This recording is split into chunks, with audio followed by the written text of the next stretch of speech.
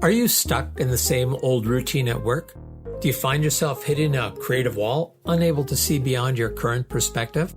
It's time to break free and unlock the power of fresh perspectives.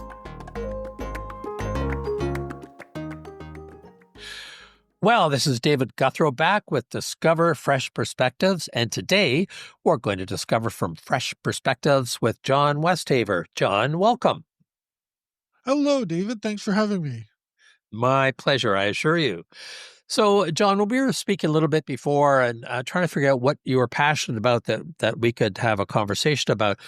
You said, well, the importance of recovering from trauma and that you can actually do that. So before we get into that and how to do that, maybe you could give our listeners just a little bit of background about who you are and where you come from and what the trauma is that you had to heal from. Yeah, for sure. So, 30 years ago, I was involved in a fatal car crash that took the lives of three of my teen friends and left me with life-threatening burns to 75% of my body. I was 18 years old at the time. I was a senior in high school. I was about to graduate and on to the next chapter of life when all of a sudden my life turned into a living nightmare. That car crash uh, changed the course of my life. It impacted not only myself, my family, it also impacted the community as well. And it was a nightmare situation that I woke up to. You see, when I survived that car crash, I was taken to a nearby burn center, the St. John Regional Burn Unit Hospital, and I was induced from a medically induced coma for about 30 days. Wow. And when I woke up from that coma, I didn't recall any part of the car crash. I don't remember any part of what happened. I remember being a teenage boy, Friday night, drink with my friends. We had a sober driver. Everything was great. We're about a month and a half from high school graduation, so we're just full of life. And then I wake up and I look around and I see that I'm in a hospital room and I am looking down at my body and I'm completely covered in bandages. I'm not in a lot of pain at this moment because I'm heavily medicated, but I'm connected to a multitude of life-saving devices and I'm wrapped like a mummy. You see, I sustained burns to 75% of my body. And when I woke up in that state, I had all kinds of questions like what happened? Where am I? What's going on? Um, Dealing with the loss of my friends, dealing with being a burn victim, was something that I was not prepared for. And as the days unraveled, I had to deal with these different things and overcoming these different challenges and the pain of the daily dressing changes. Every day they would do bandage changes on me, sometimes twice a day in the beginning. It did go down to once a day, but every day they were doing bandage changes on me. And it was more pain than one could possibly imagine. So I've experienced quite a bit of pain in my life. I know what pain is, but when I say pain, I talk about pain at the body sensation pain. Like pain is a neurological response to your body saying, "Hey, something needs attention. Something's not right. Something needs to be fixed here." And so when they're peeling the bandage changes off me, there's that neurological response to my body saying, "Hey, something's going on here. Something needs attention."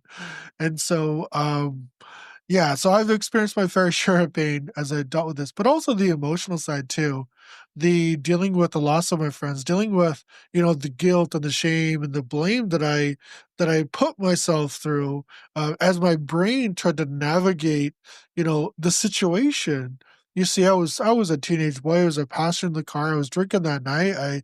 I didn't have my seatbelt on. I didn't tell our driver to slow down like the other boys. And there was so much stuff that I was, dealing with, and, it impacted me for years. And So, so you go ahead. so John, that that's pretty intense what you went through, and I imagine and hope that most people listening have not gone through something similar. But I guess there's two things I'd like to explore with you, and the Sure. first is what your path was to recover from that trauma, and then maybe some suggestions on what other people could do to heal from a trauma that, well, first they may not recognize they have, but second they would like to try to move through. But based on some of the things that you've come to realize from that horrible accident 30 years ago. So maybe if we could start with, how did you start to recover from that particular trauma? Yeah, and let me just kind of step back a little bit first too. Okay, so I do a lot of work on resiliency and overcoming adversity challenges and improving your quality of life. Now, I want to say that you don't have to go through an extreme car crash or a situation, life event like I did to get the benefit of the work that I do. Like, Mhm. please don't compare yourself to, you haven't been through what I've been through. You've been through your own stuff. Okay. So just get that, like, I may have been through what I've been through, but also you've been through what you've been through. And please don't compare yourself, but there's an opportunity to learn from what I have to offer, and where that lies is like you go back to how did I get here? What did I use to in the beginning?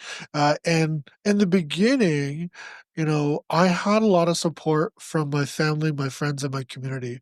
You see, this happened in a small town in New Brunswick called Saint Stephen, and that town probably had about 7,500 people in the town, and all 4 boys were from the same school. 3 of us were about to graduate, so we lost 2 boys in the graduating class.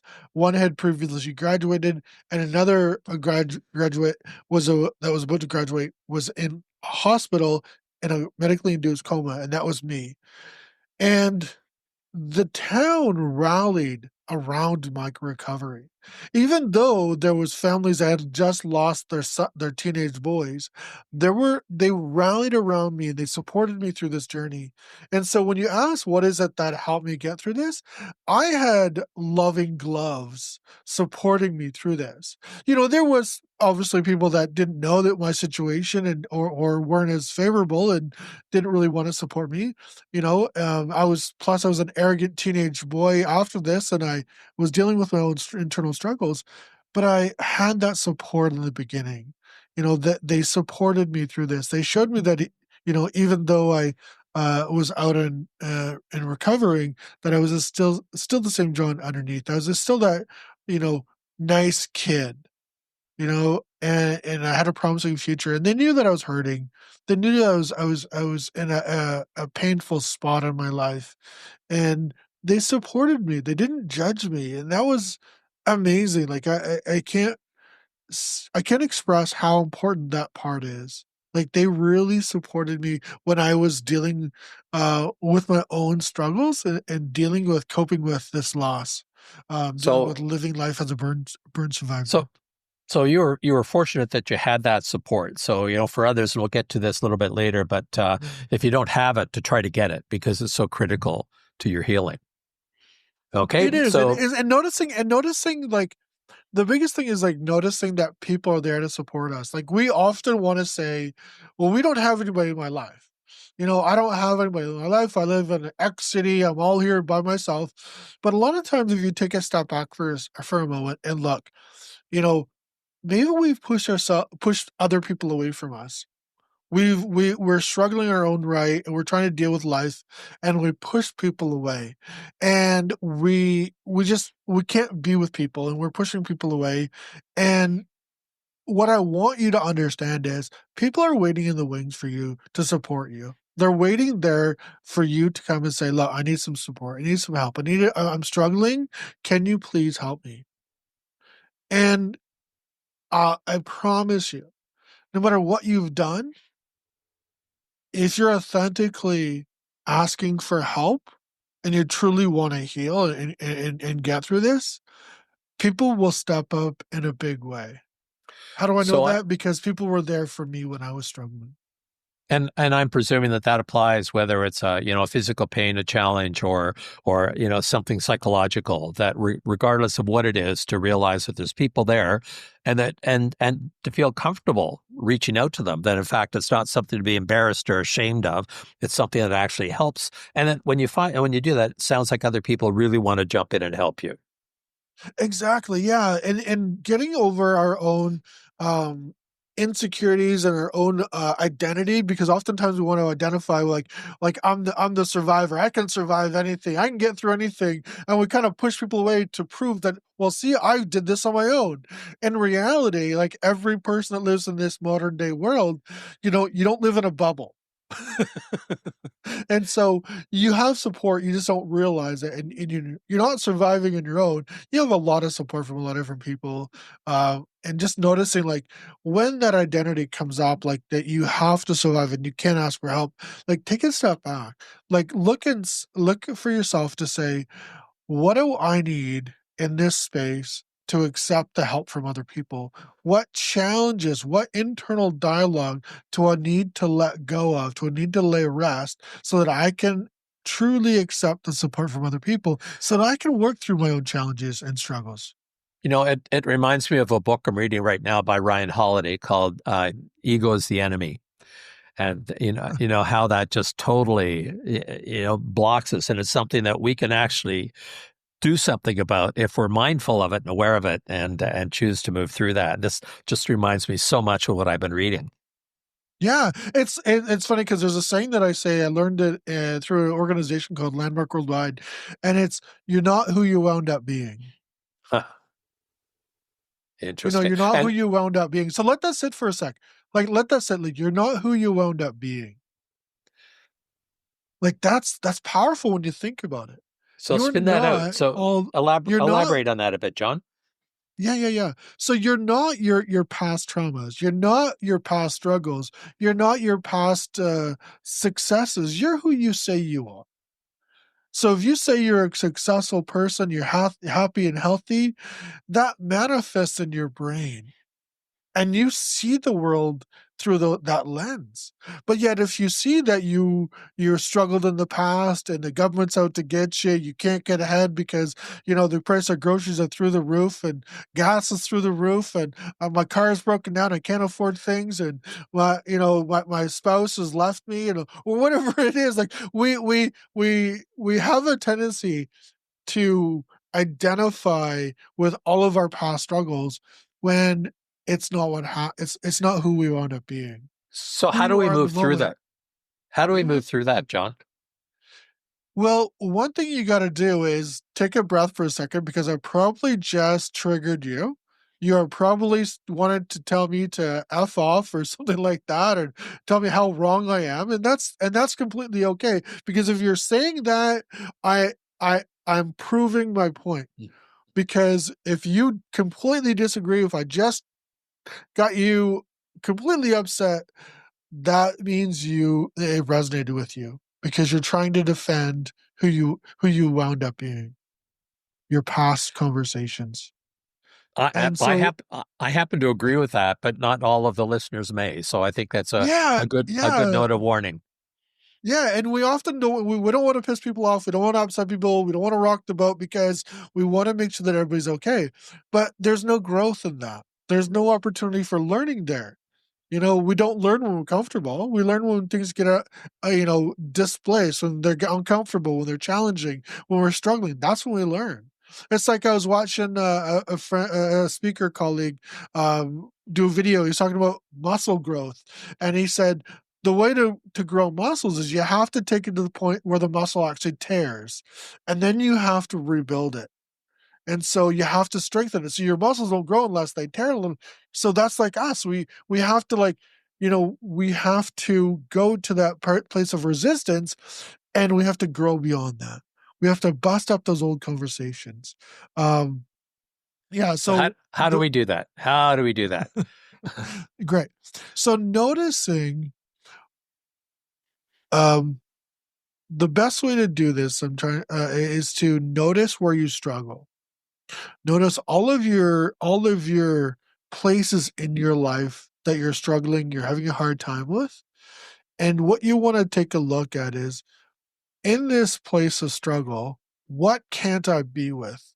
What am I struggling with? What conversation in my head am I saying this isn't right? Okay. What is it that I can't be with? What is it that's challenging my identity? and looking at what situations in your life have created that identity for yourself. So for example, for me is I love to learn. I love to learn as much as I can about different things. That's why I'm so fascinated about brain science. But why do I want to learn so much? Because if someone says that I'm stupid, I'm not intelligent, I'm dumb, that is triggering for me because you see, at an early age, I went to school when I was unprepared. In grade one, I was not prepared for grade one. I was the kid that couldn't sit still. I played with dinky cars all the time and I couldn't focus. And I failed grade one. And that's back in the day when they would fail you. And I had to do grade one over again. And the most embarrassing part about this failing grade one is I had a sister that was a year younger than me. And I was in the same class as her. And I was dumb. Because everybody said I was dumb. And I hated that. I hated that. And I had so much shame and just hated it completely. And when I started going through school, I said, no way, I'm going to learn as much as I can.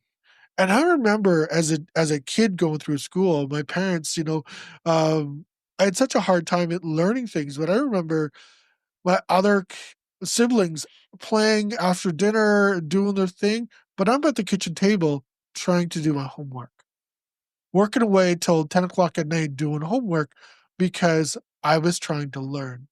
But that learning helped me grow. See, I from grade one on through to grade 12, I never failed another grade.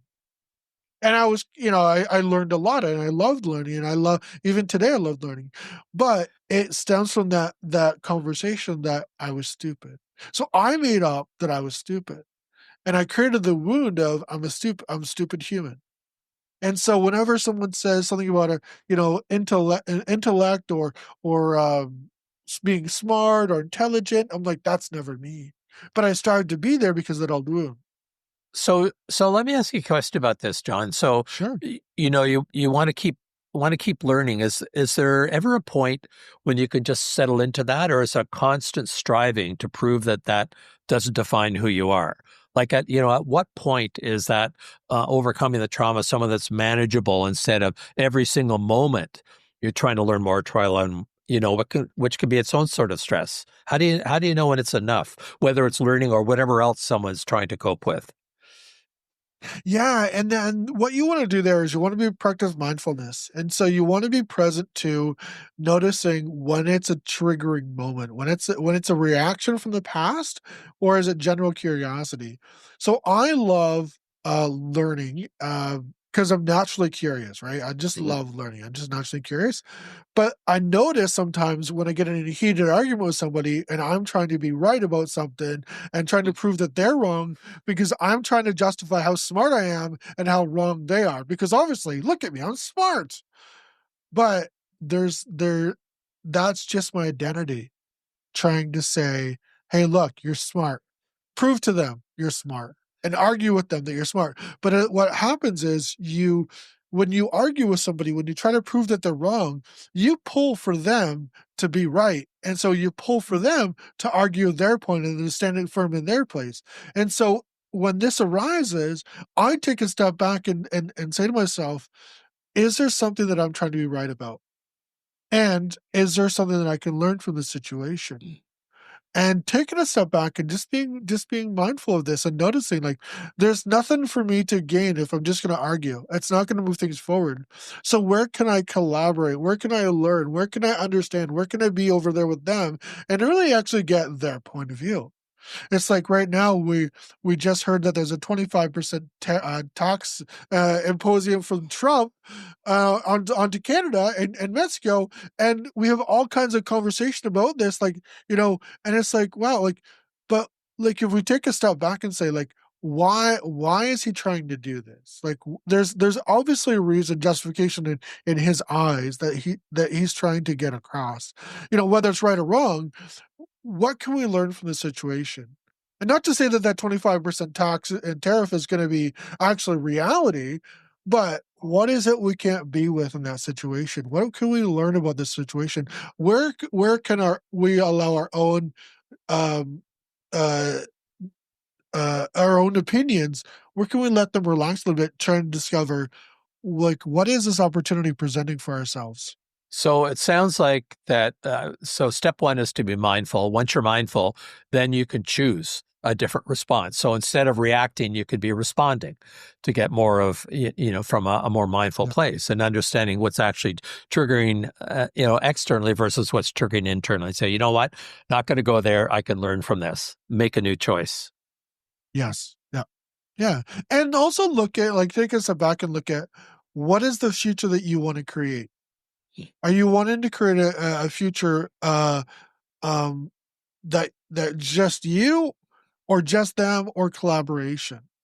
Like, is this somebody that you're trying to work with? Is this somebody that you're trying to create a relationship with? Like, I love um, working with people on new things, and sometimes I like to be right about things, but is it going to move the project forward? Is it going to move help people? Like when I talk about healing and recovery and overcoming adversity and challenges, my first way of looking at things is people need to be a little bit tougher.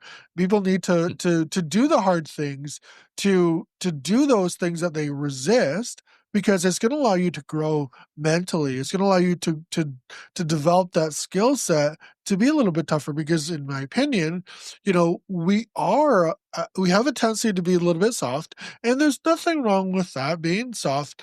But when it comes to the point where we're creating our own struggles and we're creating our own life challenges that limit who we are, and all we are is a reaction to this. I can't live the life I want because of X. I can't do what I want because of X. It doesn't work. It's like I have three beautiful little daughters, twins that are 5 years old, a daughter that's 8, and they're always saying, "Hey, I can't do this." I'm like, "No, no, you can. Let go of that conversation that you can't, and you always have a choice. There's always something you can do about it." But So let me give them the opportunity to see the challenge, to see the struggle, but notice that they've got the support to work through it. So let me go back to something that you mentioned a couple of minutes ago, John, which is about having a vision. How important to heal from and recover through trauma? How important is it to have a vision that's more than just healing from the trauma? Uh, it's extreme. I think it's extremely important, because um, it helps guide you to where you want to be. For a long time, I was a reaction to things. In my recovery, I was a reaction in trauma myself. When I was angry, I was upset, and I would yell and scream when things didn't go my way. I'd blame other people and I'd get pissed off at the world. And as I started to heal and grow and learn, you know, I wanted to give back and make a difference. And I started working with other organizations. I work with the Firefighter Burn Fund of Victoria, BC. I work with the Canadian Burn Survivor community, helping other burn survivors heal and recovery. Um, and I got into this because I saw that people were hurting, but I said, well, here's my way of doing things, and here's what I did to recover and deal with things. So here's what you need to do. But it wasn't what people needed to do. It's what I needed to do. But when there was a vision in play, like what future do I want to create? Well, I want to create a future where those people get what they need to get. They get the support, they get the tools, they get the resources to heal and grow, so that they can get back into life. And so say where the vision comes into play is like having that vision that people are thriving, not just me, but other people. And I have to step back and say it's not about John being the ideal, being the leader. It's about John being the catalyst that people get what they need, conversations that they need to have, work through the stuff they need to work through to learn, grow, and to heal so that they can get back into life and thrive. So, you mentioned earlier as well that not to compare what other people are going through to what you went through, which is, pretty huge. However, there's a lot of people out there that might recognize that maybe they're hanging on to a little bit of trauma. So if you were just, before we close here, I think it'd be really helpful if you could say, here's two or three, however many steps that you could take to start to move through a trauma, like what would you say to someone that just it doesn't matter how big or small the trauma is, but some steps that might apply to anyone that's experiencing that. Okay, yes, perfect. So three simple steps to move through trauma. Pause. Take a moment, close your eyes, take some deep breaths.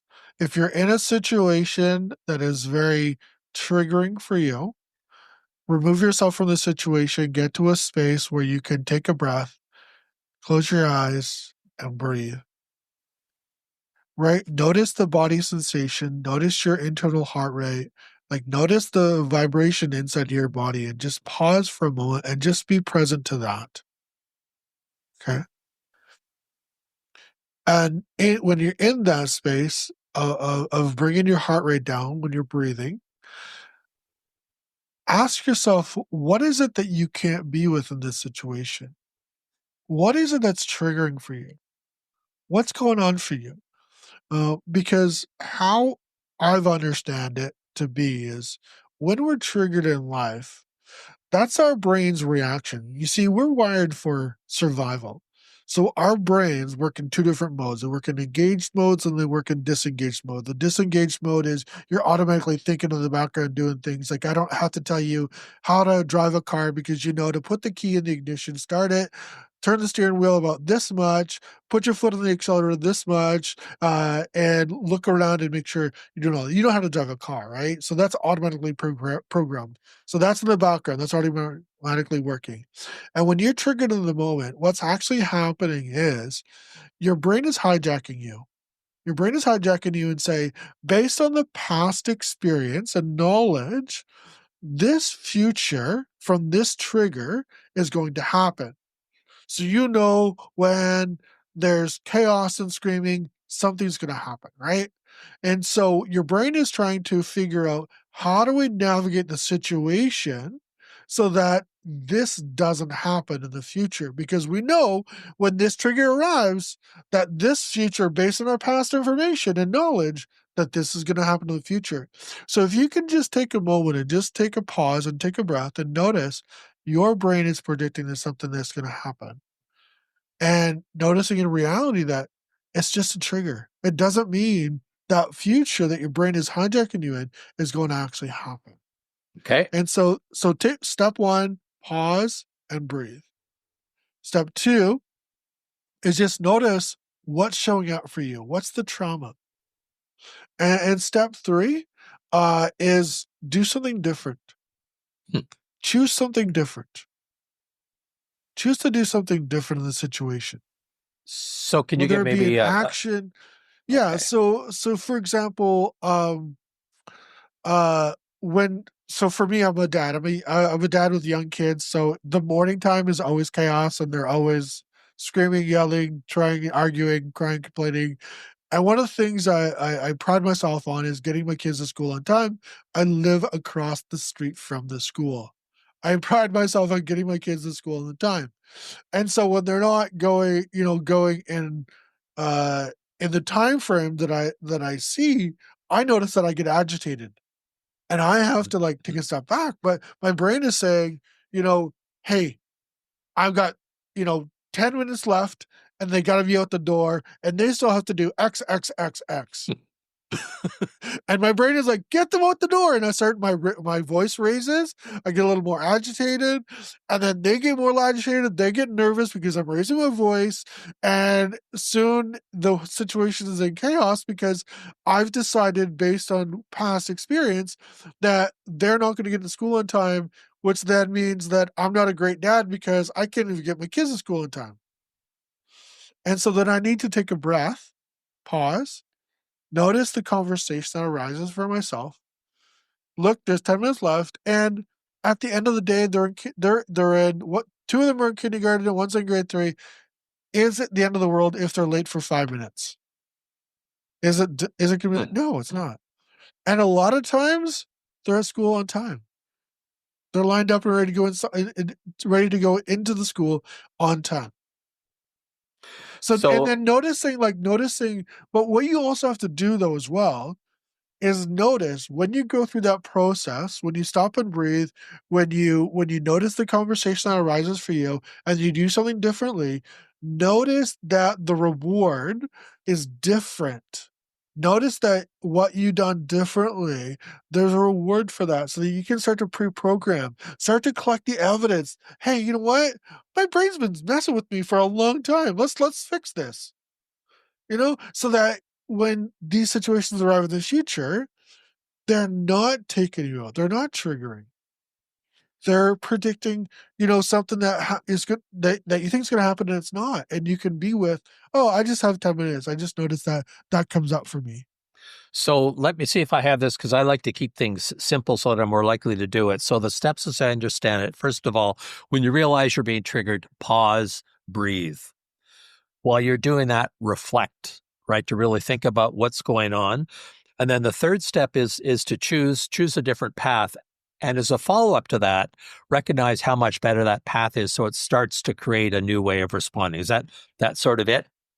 Yes, that's exactly it. And when you create a new way of responding and you create that new learning, you're actually rewiring your brain. And Mhm. that's called neuroplasticity. So you're creating new brain patterns and that changes your life. So, John, I'd like to thank you very much for being here with me today, to hearing a little bit about your story, but also the lessons that you learned from it that are applicable for someone else. So thank you very much. And I will also put in the program notes ways that people can reach out and find out more about you and the work that you do. If you could send that to me later, that would be awesome. So thank you very much for being here today. Thank you, David. This was awesome. I love these kind of conversations, and for you listening, thank you for listening. And if you're triggered, that's okay. Use the process that we talked about to work through that. In fact, in some cases, I hope you're triggered so you can actually apply this. So this has been David Gouthro, Discover Fresh Perspectives, today with John Westhaver. I look forward to next week when we have different perspectives from someone else. Thank you once again. Subscribe now, because on Fresh Perspectives, every episode is an opportunity to explore new horizons and redefine what's achievable.